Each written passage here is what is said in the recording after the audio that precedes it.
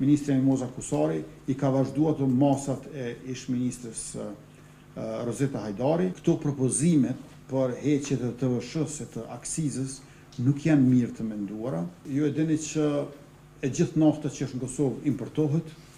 Ne jo vetëm që s'kemi burime të naftës, por ne nuk kemi as rafineri të naftës.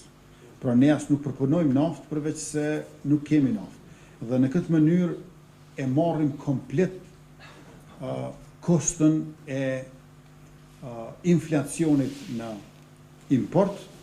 Çmimet e larta që janë jashtë bëhen çmime ndoshta edhe më të larta këtu brenda. Ministria e Industrisë, Ndërmarrësisë dhe Tregtisë e Inovacionit, Ministri Mimoza Kusari i ka vazhduar të masat e ish-ministrës Rozeta Hajdari dhe ajo është në komunikim të vazhdueshëm edhe me ekspertët.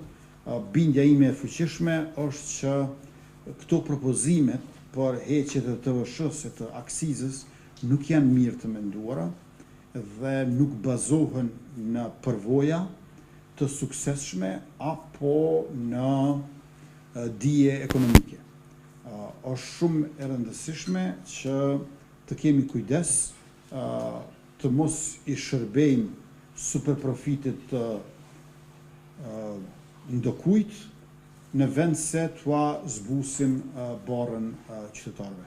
Pra, gjitha vendet e Evropës, edhe vetë Shtetet e Bashkuara të Amerikës, shteti më i fuqishëm në botë, është duke vuajtur kostën e luftës që po zhvillohet në Iran e Teherani, në ngushticën e Hormuzit, dhe sikur ne të kishim port detar, e sikur ne të kishim një vend madh grumbullimi të naftës, atëherë fluktuimet në tregjet botërore nuk do të përcilleshin kaq shpejt siç është rasti tani.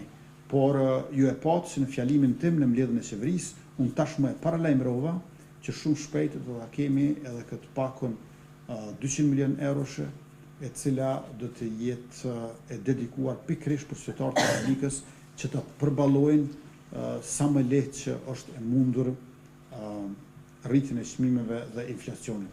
Në anën tjetër, së shpejti në mbledhjen e qeverisë, meqense se tash ka përfunduar puna me gjykatën kushtetuese, do ta kemi edhe ligjin për tavanin e çmimeve për produktet bazë.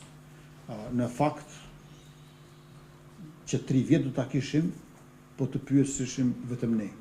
Mirëpo, ju e dini që gjykata kushtetuese në mandatin e kaluar u pa të shndruar në zyre për ankesa, edhe ankesat që shkonin aty nga opozita ka qenë një farë aktivizmi juridik, vetëm sa na vononin. Nuk do të ishim këtë gjendje, po ta kishim atë ligj, por do ta kemi megjithatë së shpejti.